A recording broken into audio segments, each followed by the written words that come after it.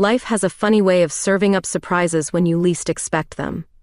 That autumn morning in Mesa started like any other, with me rushing to catch the sunrise at Coastal Brew, my favorite beachside cafe. The crisp October air carried a hint of salt and possibility. I'm Samantha Hughes, a nutritionist with an obsession for perfect meal plans and a slight caffeine addiction. My blonde hair was dancing in the morning breeze as I settled into my usual corner spot, spreading out client files across the weathered wooden table.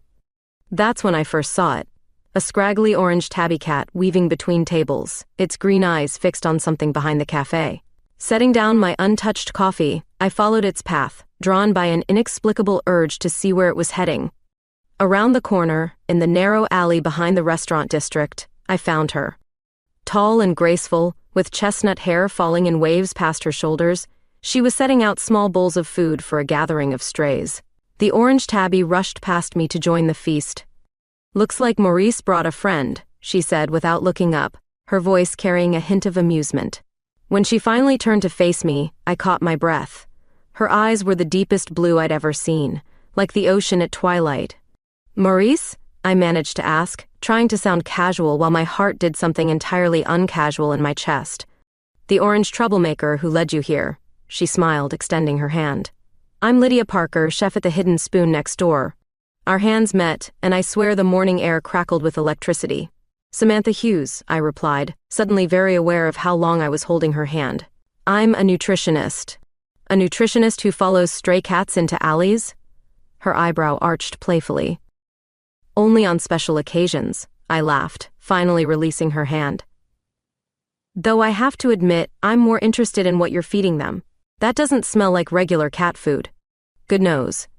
Lydia's eyes sparkled. "It's my special recipes, salmon trimmings, brown rice, and a few secret ingredients.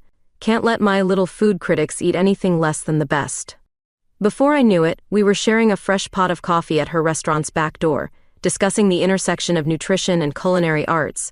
The morning sun painted everything in gold, and Maurice curled contentedly at our feet. "You know," Lydia said, refilling my cup, "I've been looking for someone to consult on a new menu project. Someone who understands the science behind the flavors." I tried to ignore the way my pulse quickened at her words. "And I've been looking for a chef who cares about nutrition as much as taste." "Serendipity," she murmured, our eyes meeting over steaming cups. As I walked back to my car that morning, I couldn't shake the feeling that Maurice had led me to something far more significant than a simple breakfast meeting. Sometimes the best recipes in life come together when you least expect them, starting with nothing more than a stray cat and a chance encounter. A week after our chance encounter, I found myself standing outside the Hidden Spoon, gathering courage. Through the window, I could see Lydia moving through her kitchen with the grace of a dancer, her chestnut hair tied back in a loose bun. My excuse was professional curiosity, a nutritionist studying innovative healthy cooking techniques.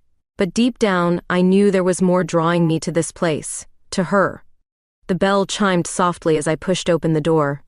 Lydia looked up, and her face lit up with a smile that made my stomach flutter. "The cat whisperer returns," she called out, wiping her hands on her apron. "I heard this place has the best healthy menu in Mesa," I said, trying to sound casual. "Thought I should investigate for my clients." "Well then, you better come back here and see for yourself." She gestured toward the kitchen. "Unless you're afraid of getting your hands dirty?" The kitchen was her domain, all gleaming steel and organized chaos. Pots simmered with mysterious concoctions that filled the air with mouth-watering aromas. Lydia moved between stations, adding pinches of this and dashes of that with confident precision. "Here, taste this," she said, holding out a spoon. Her other hand cupped beneath it, catching any potential drips. As I leaned forward, I caught the scent of her perfume, something subtle and herbal. The soup was divine, but I was more distracted by our proximity. "That's incredible," I managed. "How did you get such depth of flavor without cream?" "Cashew cream and roasted cauliflower," she revealed, looking pleased. "But the secret is in the herbs." We spent hours in that kitchen, our hands occasionally brushing as she taught me her techniques. Each touch sent sparks through my skin, and I noticed how she lingered just a moment longer than necessary when showing me how to properly hold her chef's knife. "You're a natural," she said, standing behind me as I chopped herbs. Her breath tickled my ear, and I nearly sliced my finger instead of the basil. The afternoon light was fading when her phone rang, shattering our bubble of companionable cooking. I watched as Lydia's expression changed, her shoulders tensing as she stepped away to take the call. "No, that's not. I told you never tea-toe." Her voice was tight, controlled. "We're not having this conversation again." When she returned, something had shifted. The easy warmth was replaced by a careful distance, and her smile didn't quite reach her eyes. "I should probably go," I said, though everything in me wanted to stay, to ask what was wrong, to bring back that spark from earlier. "Yes, I have some things to take care of." She hesitated, then added, "But come back tomorrow? I'm testing new recipes for the fall menu. Could use a nutritionist's perspective." Outside, the evening air had turned cool, but my skin still tingled where she'd touched me. As I drove home, I couldn't shake the memory of her face during that phone call, or the feeling that Lydia Parker was hiding something behind her perfectly crafted menu and careful smiles. Maurice sat in the restaurant window, watching me leave with those knowing green eyes. Sometimes I wondered if that clever cat understood more about what was unfolding than I did. One thing was certain, I was already in too deep to walk away, even if I wanted to. The invitation to Lydia's beach house came unexpectedly one evening, after we'd spent another day experimenting with quinoa recipes in her restaurant kitchen. Her historic Victorian home stood proudly against the darkening sky, its weathered blue paint glowing in the sunset. "It's not much," Lydia said as she unlocked the front door, though the statement couldn't have been further from the truth. The interior was a perfect blend of vintage charm and modern comfort, with high ceilings and restored hardwood floors that creaked pleasantly under our feet. The kitchen, unsurprisingly, was spectacular. Copper pots hung from a ceiling rack, and a massive island dominated the center. "This is where the magic happens," she smiled, pulling ingredients from a professional-grade refrigerator. "At least, when I'm not at the restaurant." I perched on a bar stool, watching her work. She moved differently here, more relaxed, as if the weight of her chef's coat had been lifted. Her hair was down tonight, catching the warm kitchen lights like silk. "Wine?" she offered, already reaching for glasses. Our fingers brushed during the handoff, and I felt that familiar spark. The red wine was rich and complex, much like its owner. "I need to use the bathroom," I said after our second glass. "Down the hall?" "Second door on the right," Lydia called after me, focused on stirring something that smelled divine. The upstairs hallway was a gallery of shadows in the dim light. I counted doors, 1, 2, and there, at the end, a third door. It was different from the others, older, with an antique brass handle and what appeared to be a key still in the lock. I knew I should turn back, find the bathroom, return to Lydia. But something about that door pulled at me. Before I could stop myself, I was standing before it, hand hovering over the handle. The key turned with a soft click that seemed to echo in the quiet house. Inside, darkness greeted me. My phone's flashlight revealed a room that seemed frozen in time. Dust motes danced in the beam as I swept it across walls covered in framed magazine covers and articles. They all featured Lydia, younger but unmistakable. "Rising star chef takes Manhattan," one headline proclaimed. "Parker's revolutionary approach earns third Michelin star," declared another. Awards lined glass shelves, their gold and silver surfaces dulled by dust. But why hide all this? Why was this impressive history locked away like a shameful secret? A floorboard creaked behind me. "Find what you were looking for?" I spun around to find Lydia in the doorway, her face unreadable in the shadows. The wine glass in her hand trembled slightly. "I'm sorry," I stammered. "I got lost and decided to break into a locked room." Her voice was quiet, but there was an edge to it I'd never heard before. "These awards, your career in New York. Why didn't you tell me?" She took a long sip of wine before answering. "Some stories are better left in the past, Samantha." Later that night, lying in bed, I couldn't sleep. The image of Lydia standing in that doorway haunted me. But it was something else that kept me awake, a sound I heard just before leaving, when I went back upstairs to actually use the bathroom. Behind that locked door, in that room full of secrets, I could have sworn I heard movement. And not just any movement. It sounded like footsteps when Lydia and I were both downstairs. My phone buzzed with a text. "Come by the restaurant tomorrow, we need to talk." The message was from Lydia, but something about it felt off, Like the locked room, like the hidden awards, like the mysterious phone call, it was another piece of a puzzle I couldn't quite solve. Not yet, anyway. I couldn't sleep that night, my mind racing with questions about the mysterious room. The next morning, I arrived at the Hidden Spoon early, before the breakfast rush. The restaurant was quiet, with only Maurice sunning himself in the window. Instead of Lydia, I found a note taped to the back door. Had to run errands, use your key. She'd given me a spare key last week, claiming it was for emergencies. Now I wondered if this was a test. The kitchen felt different without her presence, colder somehow. I made coffee and waited, trying not to think about last night. An hour passed, then 2. No Lydia, no text messages, no explanation. Something pulled me back to her house. Call it intuition, or maybe just plain nosiness, but I found myself standing once again in front of that Victorian home. Her car wasn't in the driveway, but I used my key anyway, the same one that worked for the restaurant. The house was silent, except for the gentle ticking of an antique clock. Sunlight streamed through tall windows, illuminating dust motes that danced in the air. I climbed the stairs, drawn back to that mysterious room like a moth to flame. This time, in daylight, the room's secrets were harder to hide.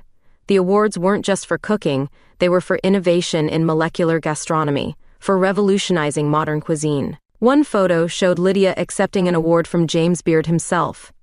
But it was the photographs that caught my breath. Lydia through the years, her smile growing more strained in each one. In the most recent photos, she stood beside a tall woman with sharp features and cold eyes. Their body language spoke volumes: tension, possession, fear. A leather-bound journal lay open on a small desk. I knew I shouldn't read it, but my hands moved of their own accord. The pressure is crushing me. E wants another star, another award, another innovation. She says she made me, that I owe her everything. Maybe she's right, but I can't breathe anymore. I need to disappear. The sound of a car door slamming made me jump.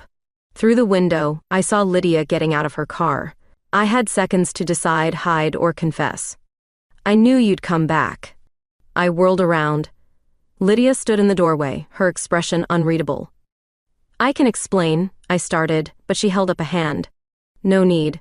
I wanted you to find this. She stepped into the room, running her fingers along a dusty trophy. I've been trying to find the courage to show you. The woman in the photos? Elizabeth, my former partner, in business and otherwise. Lydia's voice caught. She controlled everything. The restaurants, the awards, me. She moved to the window, staring out at the ocean. I was her prized creation, the chef she molded into a star, until I couldn't take it anymore and ran. To Mesa, I finished softly. To anonymity, to peace. She turned to face me, her blue eyes bright with unshed tears. Until you followed a stray cat into my alley. The air between us felt charged, heavy with unspoken words. I took a step closer, and she didn't back away. These awards, this past, it's not who I am anymore, she whispered. Then, who are you? I'm still figuring that out. Her hand found mine, fingers intertwining. But I'd like to figure it out with someone who sees me for who I am now, not who I was forced to be. The sound came again, movement behind the walls. Lydia smiled at my startled expression. The house settles, she explained. These old places have their own secrets. But as we left the room, I couldn't shake the feeling that there was still more to discover. The journal, the mysterious sounds, the gaps in her story, pieces of a puzzle that didn't quite fit. Yet looking at her now, vulnerable and real, I knew one thing for certain. I was falling for Lydia Parker, secrets and all. After discovering the secret room, everything changed. Lydia stopped answering my texts, and the Hidden Spoon's kitchen felt empty without her usual warmth. Even Maurice seemed to avoid me, no longer waiting in his usual window spot. 3 weeks crawled by.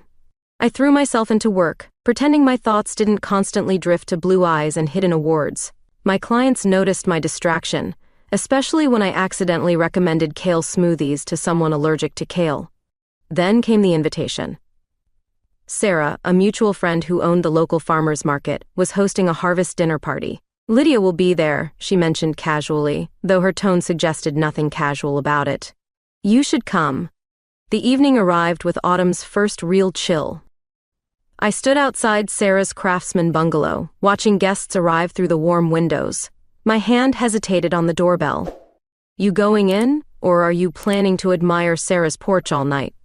I turned to find Lydia behind me, holding a bottle of wine and wearing a deep green dress that made her eyes look like sapphires. My carefully prepared speech vanished. Ladies! Sarah threw open the door, saving us from the awkward silence. Perfect timing. Lydia, the kitchen needs your expertise. Sam, come help me with drinks. Inside, the house buzzed with conversation and laughter. I watched from across the room as Lydia worked her magic in the kitchen, her movements confident and precise. Our eyes met briefly over the heads of other guests, and my heart stumbled. You two are being ridiculous, Sarah muttered, pressing a glass of wine into my hand. Whatever happened, fix it.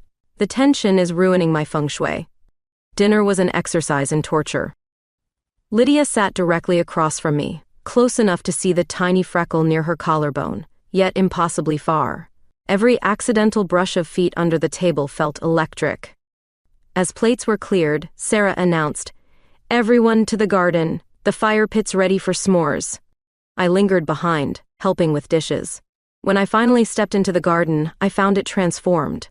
Fairy lights twinkled in the trees, and the fire pit cast dancing shadows across faces gathered around it. Lydia stood apart from the group, gazing up at the stars. The firelight caught her hair, turning it to liquid copper. Before I could overthink it, my feet carried me to her side. "The Pleiades are beautiful tonight," she said softly, not looking at me. "I've missed you."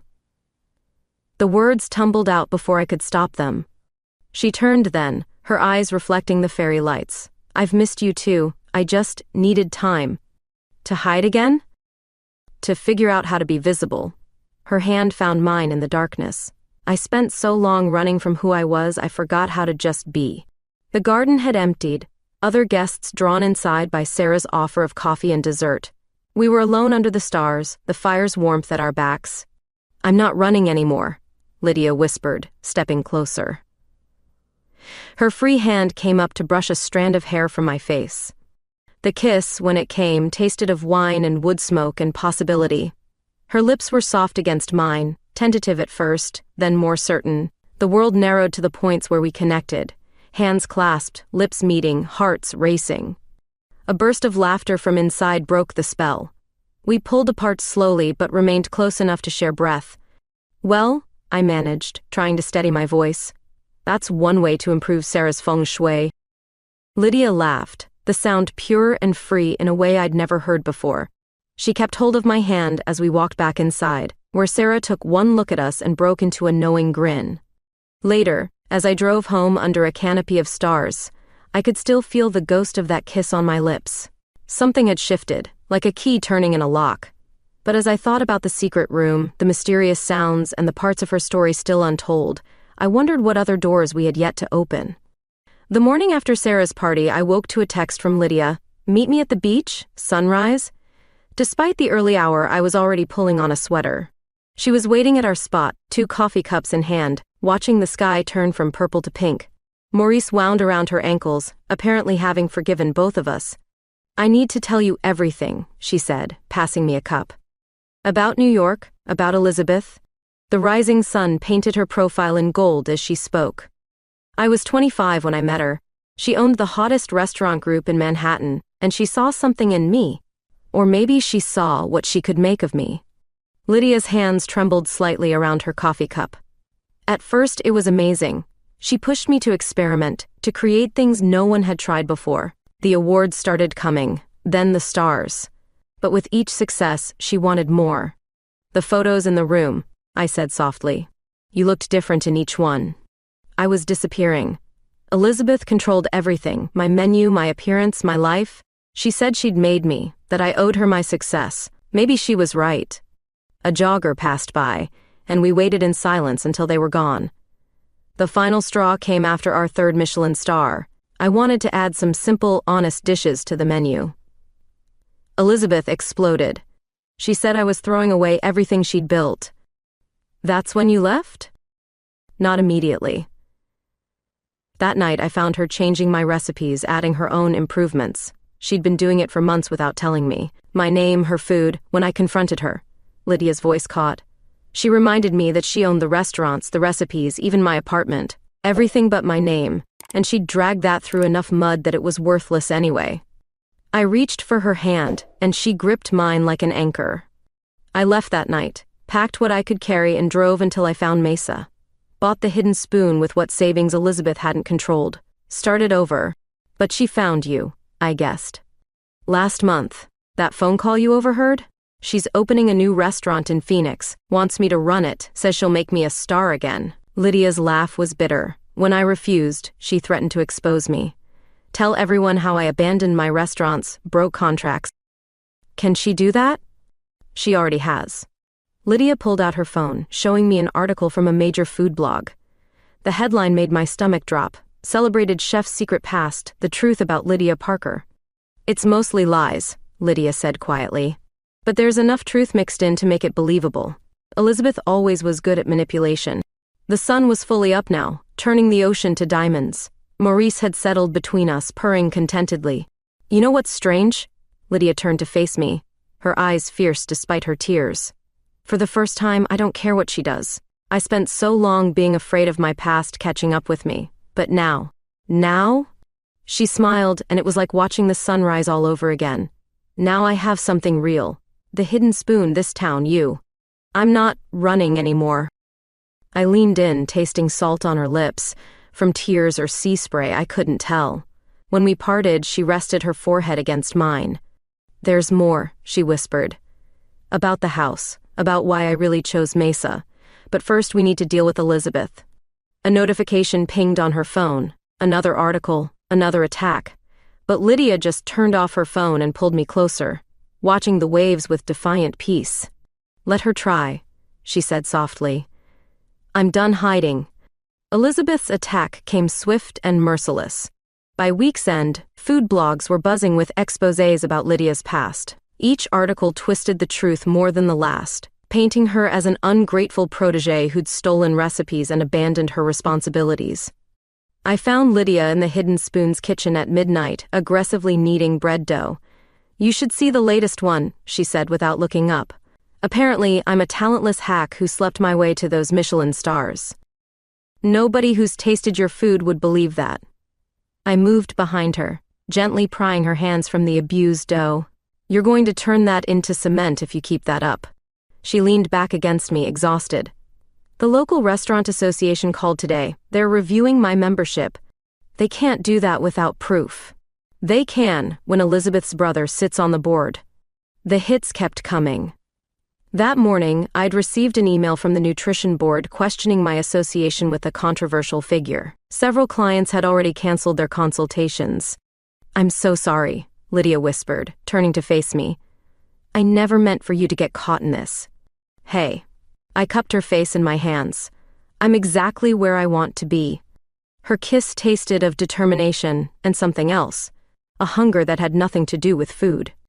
We stumbled backward against the prep table, hands exploring, breaths mingling. The world narrowed to points of contact, her fingers in my hair, my lips on her neck, our hearts racing in sync. A pan clattered to the floor, breaking the spell. We pulled apart, breathless and disheveled.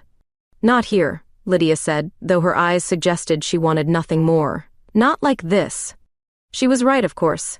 We had bigger problems than our growing desire for each other. Elizabeth's campaign was gaining traction, and the Hidden Spoon's reservations were dropping. We need to fight back, I said, straightening my shirt. How? She has connections, money, influence. I have. Lydia gestured around the empty kitchen. You have me. And you have something she'll never have. Real talent, honest food, and a community that loves you. The next morning brought more challenges. The local paper ran a front-page story about restaurant controversy, complete with quotes from Elizabeth about Lydia's betrayal of trust. But something unexpected happened. Regular customers started showing up in droves, ordering extra food, and leaving generous tips. The farmers' market vendors, led by Sarah, publicly pledged to supply only the Hidden Spoon. Maurice, ever the faithful mascot, took to sitting in the window looking particularly judgmental whenever food critics tried to sneak in for objective reviews. Then came the night that changed everything. Lydia and I were closing up when she suddenly grabbed my arm. "Listen." From the dining room came voices, Elizabeth's unmistakable New York accent, sharp with authority. "Just get me proof she's using my recipes. Anything we can use legally." We peered around the corner to see two men in suits examining the menu, taking photos of the kitchen. Elizabeth stood by the door, her elegant outfit at odds with her predatory expression. "That's it," Lydia whispered, pulling me back into the kitchen. Her eyes blazed with a fire I hadn't seen before. "I'm done being defensive." She grabbed her phone, typing furiously. "Remember that journal you found? The one where I documented everything?" Her smile was fierce. Elizabeth wasn't the only one keeping records. Later that night, tangled in Lydia's sheets, we plotted our counterattack. Her skin glowed in the moonlight as she detailed years of Elizabeth's manipulation, documented in that hidden journal. "Are you sure about this?" I asked, tracing patterns on her bare shoulder. "Going public means no more hiding." She propped herself up on an elbow, looking down at me with those mesmerizing blue eyes. "I've never been more sure of anything." She leaned down to kiss me softly. "Well, almost anything." Outside, the waves crashed against the shore, a rhythm like war drums. In the morning, we would begin our fight back. But for now, in the safety of darkness and each other's arms, we let ourselves believe in victory. The morning after Elizabeth's intrusion, Lydia and I sat at her kitchen island, surrounded by papers from the hidden room. My laptop displayed a blank document, cursor blinking expectantly. "What if we combined our expertise?" I suggested, watching Lydia nurse her third coffee. "Create something entirely new, a program that bridges the gap between haute cuisine and healthy eating." Her eyes lit up. Something Elizabeth could never claim as hers. We worked through the weekend, barely sleeping. Lydia's culinary genius merged with my nutritional knowledge, creating recipes that were both innovative and nurturing. We called it Mindful Kitchen, a holistic approach to cooking and eating. "Look at this," I said, showing her the social media response to our first video. We'd filmed Lydia demonstrating how to make her famous cauliflower soup, with me explaining the health benefits of each ingredient. The comments were overwhelmingly positive. "Finally, healthy food that actually tastes amazing. Where has this been all my life?" Even better were the shares from influential food bloggers who'd grown skeptical of Elizabeth's attacks. Sarah offered her farmers market as a venue for live demonstrations. The first event drew a modest crowd. By the third, we had to set up extra chairs. "It's not just about the food," Lydia told our audience, her confidence growing with each presentation. "It's about healing your relationship with eating, finding joy in nourishment." I watched her from the sidelines, my heart swelling. This was the real Lydia Parker, not the carefully manufactured star Elizabeth had created, but a passionate chef who genuinely cared about her craft and her community. Local media started picking up our story. The Mesa Tribune ran a feature, "Local Chef Pioneers' New Approach to Healthy Cuisine." They interviewed former clients of mine who'd transformed their health through our program. "This is different from anything I've seen," one food critic wrote. "Parker isn't just cooking food, she's starting a movement." Elizabeth's attacks began to lose their sting. Her claims about stolen recipes fell flat when faced with our completely original approach. The Restaurant Association quietly dropped their investigation. One evening, as we tested recipes in the Hidden Spoon's kitchen, Lydia suddenly stopped chopping vegetables. "What's wrong?" I asked, noting her distant expression. "I just realized I'm not afraid anymore." She set down her knife. "For years, I let Elizabeth's voice in my head dictate everything. But now." I moved behind her, wrapping my arms around her waist.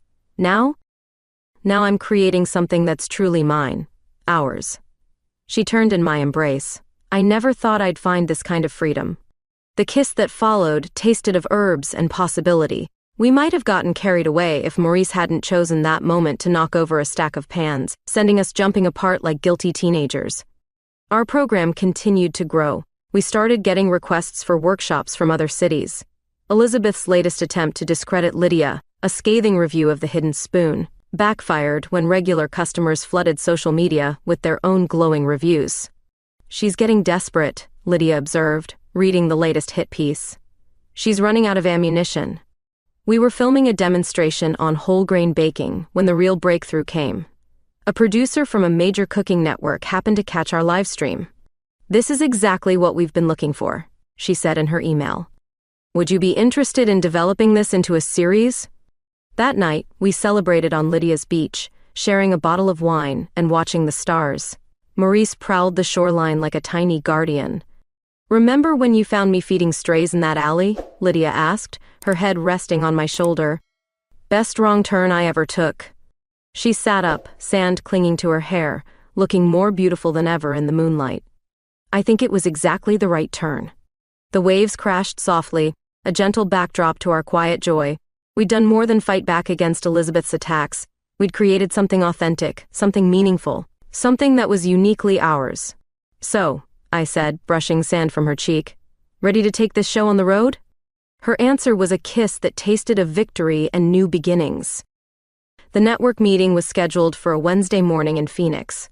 I watched Lydia adjust her blazer for the 10th time in the hotel mirror, her fingers trembling slightly. "You're going to wear a hole in that jacket," I teased, catching her hands in mine. "You've got this." The conference room buzzed with energy as we presented our vision for Mindful Kitchen. Lydia's passion shone through as she described our approach to healthy, accessible gourmet cooking. I followed with data showing the growing demand for nutritionally conscious cuisine. "This isn't just another cooking show," Lydia explained, her voice strong and clear. "It's about transforming relationships with food, making wellness accessible to everyone." The network executives exchanged impressed glances. By the time we finished our presentation, including a tasting of our signature dishes, the deal was practically sealed. "We want to fast-track this," the head of programming announced. "How soon can you start filming?" Walking out of the building, Lydia practically floated. "I can't believe this is happening," she whispered, squeezing my hand.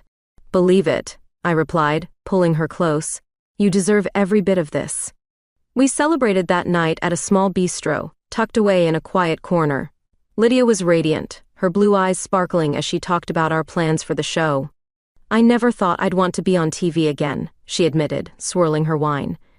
"After everything with Elizabeth." "This is different," I reminded her. "This is your show, your vision." Her response was interrupted by a familiar voice that turned my blood cold. "Well, well, if it isn't the runaway chef." Elizabeth stood at our table, elegant as ever in a designer suit. Her smile was razor sharp. "Elizabeth." Lydia's voice was steady, but I felt her tense beside me. "I heard about your little TV deal." Elizabeth's tone dripped with condescension. "How quaint. Teaching housewives to count calories." "Actually," I cut in, "we're revolutionizing the way people think about healthy cooking." Elizabeth's gaze flickered to me, dismissive. "And you must be the nutritionist. Tell me, dear, do you know about Lydia's history of stealing ideas?" "I know the truth," I replied, matching her tone. "All of it."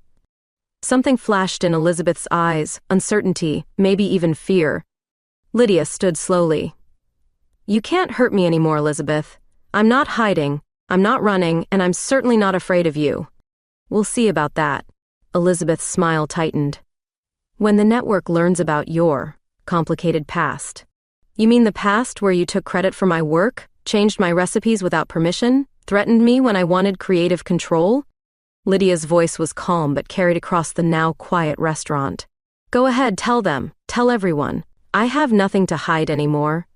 Later that night, in Lydia's beach house, we lay tangled together on the couch. The encounter with Elizabeth had shaken us both, but not in the way she'd intended. "I meant what I said," Lydia murmured against my neck. "I'm not afraid anymore."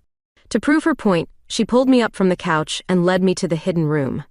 Together we began taking down the old magazine covers, the dusty awards. "These don't define me anymore," she said, placing them carefully in boxes. "They're just part of my story, not the whole thing." As if on cue, my phone buzzed with a notification. The network had sent over the contracts for our show. "Perfect timing," Lydia smiled, pulling me close. Her kiss was passionate, full of promise and possibility. We might have gotten carried away if Maurice hadn't chosen that moment to knock over one of the boxes, sending awards clattering across the floor. "Even the cat thinks it's time to let go of the past," I laughed. That night, we made love with a new intensity, as if sealing our victory over the shadows that had haunted Lydia for so long. The moonlight painted patterns across her skin as she moved above me, free and uninhibited. "I love you," she whispered against my lips, saying it for the first time. All of this, the show, standing up to Elizabeth, I couldn't have done it without you. Outside, the waves crashed against the shore, a steady rhythm like applause. We'd won more than a TV deal today. We'd won Lydia's freedom from her past, her right to be exactly who she was meant to be. And as we drifted off to sleep, I could have sworn I heard movement again in the hidden room, but this time, it sounded like a celebration. The morning after our confrontation with Elizabeth, Lydia woke me early.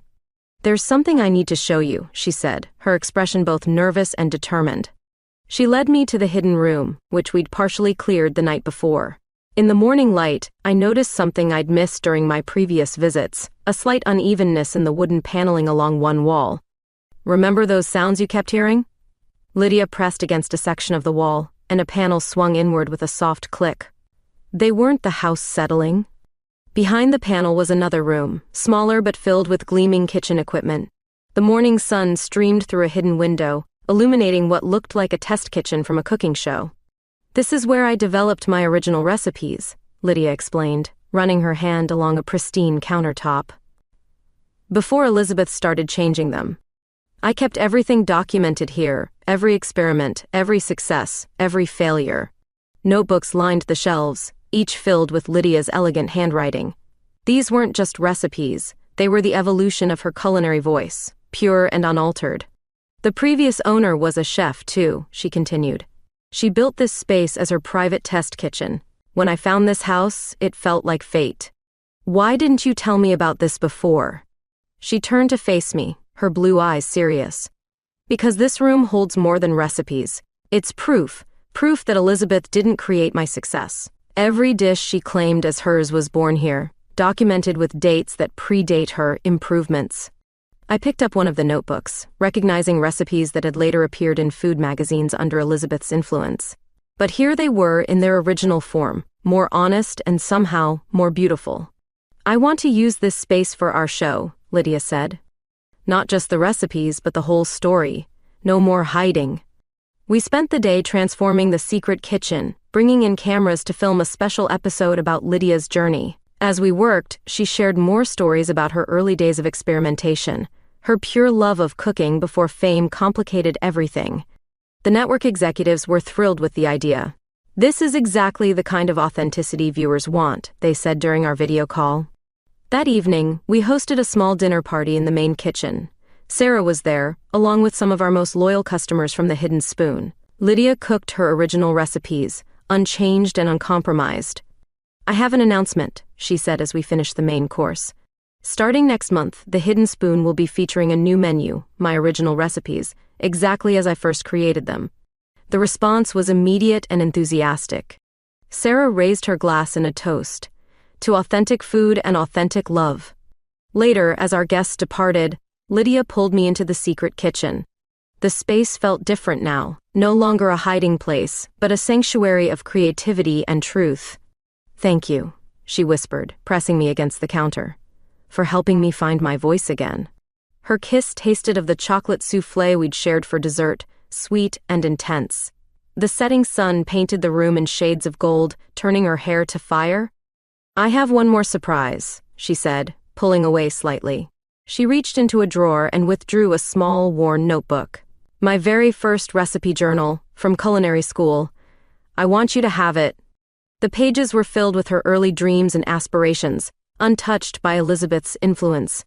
It was like holding her heart in my hands.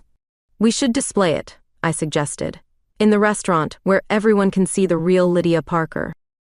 She smiled, that brilliant smile that still made my heart skip. "No more hidden rooms," she agreed. "No more secrets." Maurice appeared in the doorway, as if approving our decision. He'd known about this room all along. Of course, cats always know where the best secrets are kept. That night, we left both hidden rooms open, letting the sea breeze flow through spaces that had been closed for too long. Like Lydia herself, they were finally free to breathe, to exist in the light. And as we fell asleep to the sound of waves, I realized we'd done more than expose Elizabeth's lies. We'd uncovered something far more precious, the pure, uncompromised truth of who Lydia Parker really was. 1 year after discovering the hidden test kitchen, the Hidden Spoon had transformed into something beyond our wildest dreams. Our TV show Mindful Kitchen was entering its second season, with viewers across the country embracing our approach to healthy, soulful cooking. The restaurant now featured a glass-walled demonstration kitchen where Lydia's original recipes came to life before diners' eyes. Her first recipe journal held a place of honor near the entrance, its worn pages testament to a passion that had never truly been hidden, just waiting to be rediscovered. "Ready for tonight?" I asked, watching Lydia prepare for our special anniversary dinner service. She moved through the kitchen with graceful confidence, her chestnut hair caught up in a loose bun. Almost. She tasted the sauce she was reducing, then offered me a spoon. "What do you think?" The flavors danced on my tongue, complex yet honest, just like the woman who created them. "Perfect," I said and meant it. The evening sun painted the dining room in warm gold as our guests arrived. Regular customers, food critics, and even a few celebrities filled the tables. Elizabeth's attempts to discredit Lydia had long since backfired, turning into free publicity for our wellness-focused approach. Maurice supervised from his favorite windowsill, now famous in his own right after becoming the unofficial mascot of our show. The orange tabby who'd led me to Lydia that fateful morning had his own following of devoted fans. "Before we begin tonight's service," Lydia addressed the crowd, her voice strong and clear, "I want to share something with you all." She gestured to the newly renovated space that had once been her hiding place. This restaurant, like life itself, held secrets in its walls. But the greatest secret I discovered wasn't in any hidden room. It was the truth that authenticity is the finest ingredient of all. The applause was warm, but I barely heard it. I was too captivated by the joy radiating from her face, the complete absence of the shadows that had once haunted her eyes. After the last guest departed, Lydia took my hand. "Walk with me?" The beach was quiet under a canopy of stars. Maurice followed at a distance, playing in the surf as we walked. "Remember our first morning here?" Lydia asked, stopping to face the ocean. "When you found me feeding strays?" "Best wrong turn I ever took," I smiled, wrapping my arms around her from behind. She turned in my embrace, sand shifting beneath our feet. The moonlight caught the subtle highlights in her hair, the same way it had that first night we'd kissed in Sarah's garden. "I have something for you," she said, reaching into her pocket. Well, two things, actually. The first was a key, new and silver, catching the starlight. "For the front door," she explained. "I thought it was time you stopped using the spare." My heart stuttered as she pressed it into my palm. But it was the second item that took my breath away, a simple silver ring, elegant and understated. "Samantha Hughes," she said softly, her blue eyes reflecting the moonlight. "Would you help me write the next chapter of this story?" I couldn't speak past the emotion in my throat, so I answered with a kiss that tasted of salt air and possibility. Maurice meowed his approval from somewhere near our feet. Later that night, in what was now our bed, Lydia traced patterns on my skin. "You know what the best part is?" she murmured. "What's that?" "We never have to hide again. Not our food, not our love, not anything." Outside, the waves crashed against the shore, the same shore where we'd first shared our dreams, where we'd fought our battles, where we'd found our truth. The sound was like applause, like celebration, like the rhythm of a story finding its perfect ending. And in the morning, we'd wake to continue writing our story together, in the kitchen, on camera, in life. Because the best recipes, like the best loves, are the ones that dare to be exactly what they are. Maurice curled between us, purring contentedly. The clever cat had known all along what we'd eventually discover, that sometimes the wrong turns lead us exactly where we're meant to be.